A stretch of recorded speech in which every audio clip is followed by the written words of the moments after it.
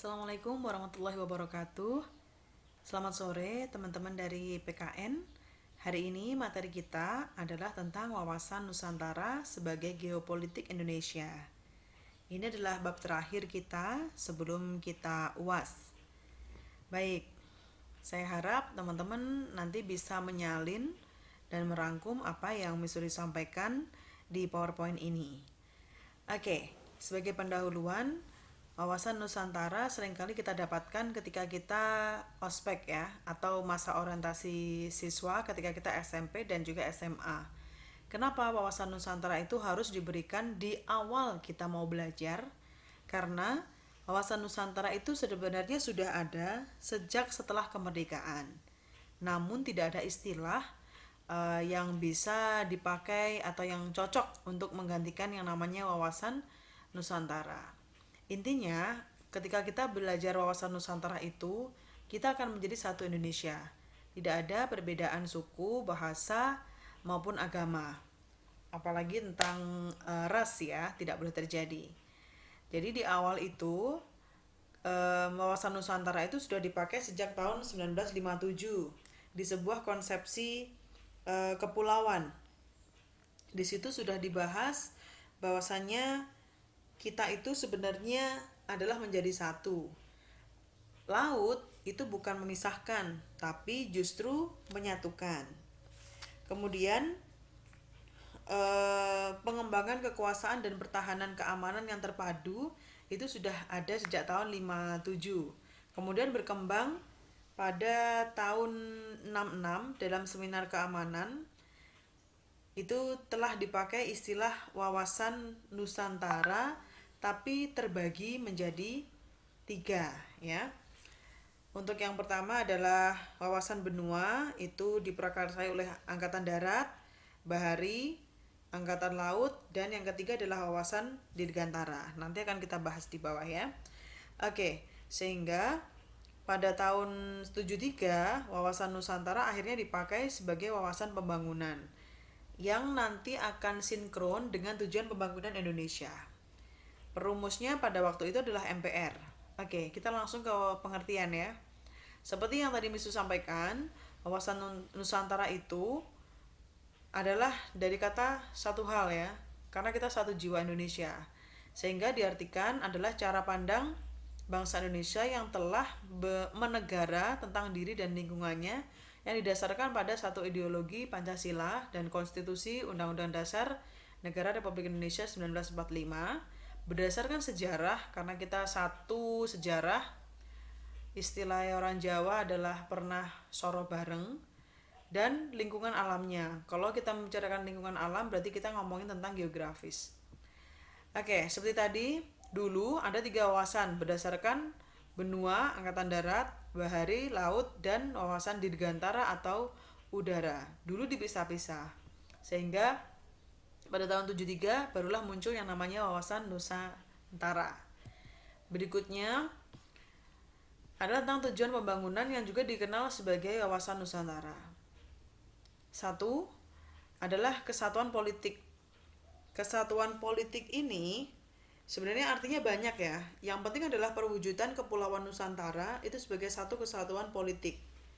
Di antaranya bahwa kebulatan wilayah nasional Indonesia itu isi dan kekayaannya merupakan satu kesatuan wilayah, iya kan? Jadi meskipun kita berpulau-pulau, tapi kita tetap satu kepulauan. Satu Pancasila dan satu rasa jiwa. Kenapa kita punya satu rasa jiwa? Karena kalau ngomongin suku, berbicara tentang bahasa daerah, memeluk agama satu dan yang lain, itu justru merupakan satu kesatuan bulat yang menjadi ciri khas Indonesia. Kemudian yang kedua, kesatuan sosial budaya. Perwujudan Kepulauan Nusantara sebagai satu kesatuan sosial budaya apa artinya? Bahwa masyarakat Indonesia itu adalah satu. Kehidupan bangsa harus merupakan kehidupan yang serasi, sehingga masyarakatnya bisa maju bersama-sama, merata dan juga seimbang. Untuk budayanya tetap satu lah. Kalau kita membicarakan orang Indonesia pasti satu, ramah ya kan? Senyum, sapa, gotong royong, kebersamaan pasti tetap satu.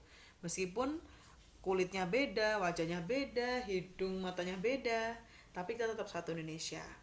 Yang ketiga, kesatuan ekonomi. Kekayaan ekonomi Indonesia itu luar biasa. Bisa menjadi modal bersama untuk kejayaan sebuah negeri kita sendiri. Karena tingkat perkembangan ekonomi harus serasi dan seimbang di seluruh daerah, tidak boleh tertinggal.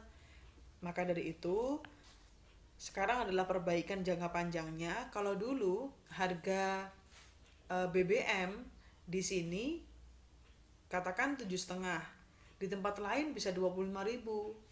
Semen di Jawa bisa 50.000, nyampe Papua bisa 250.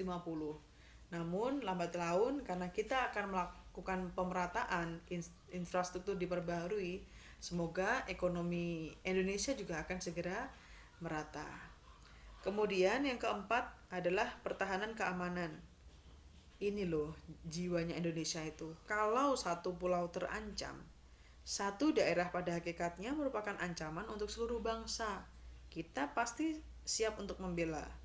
Karena apa? Tiap warga negara Indonesia itu mempunyai kewajiban dan hak yang sama. Oke, berikutnya sifat atau ciri-ciri wawasan Nusantara. Sebenarnya hanya ada dua. Satu manunggal, dua utuh menyeluruh. Namun untuk yang kata manunggal itu banyak sekali. Dia manunggal artinya kan satu, ya kan? Dari kata tunggal. Artinya keserasian dan keseimbangan yang dinamis dalam segenap aspek kehidupan, baik alamiah maupun sosial ya. Contohnya manunggal di mana? Manunggal itu asasnya tetap Pancasila. Sehingga manunggal yang dimaksud itu adalah meliputi ini. Manunggal dalam arti wilayah, bangsa, ideologi, budaya, pertahanan, keamanan, psikologi, dan berkesinambungan. Yang dimaksud berkesinambungan itu selain orientasi hidup manunggal, harus juga berimbang antara dunia dan akhirat, jiwa dan pikiran, material dan spiritual, berkehidupan darat, laut, dan udara. Jadi artinya tetap berimbang. Kalau misalkan kita bekerja terus tanpa mengenal tetangga, itu juga keliru. Yang kedua, utuh menyeluruh. Merupakan satu kesatuan yang utuh dan bulat, tidak dapat dipisahkan atau dipecah-pecah oleh kekuatan siapapun, apapun dan bagaimanapun. Ya, maka dari itu Indonesia tetap harus kompak. Kalau bahasa gaulnya tuh kita kompakan begitu. Sehingga kalau seperti sekarang pandemi COVID-19 ini, gimana pandangan kalian? Menurut kalian penyelesaian pandemi COVID-19 di Indonesia sudah kompak atau belum? Silahkan dibandingkan dengan negara yang lain ya. Silahkan dibandingkan dengan negara-negara yang sebelumnya itu mempunyai permasalahan tentang COVID-19. Kalau pribadi ya kita harus bersyukur dengan keadaan antar pulau dari dibandingkan jumlah penduduk, Indonesia termasuk luar biasa bagus dalam menekan COVID-19. Oke, terima kasih teman-teman. Salam Indonesia ya. Salam Bhinneka Tunggal Ika. Ingat bahwa kita jadi satu Indonesia. Oke, terima kasih semuanya. Selamat belajar dan merangkum. Assalamualaikum warahmatullahi wabarakatuh.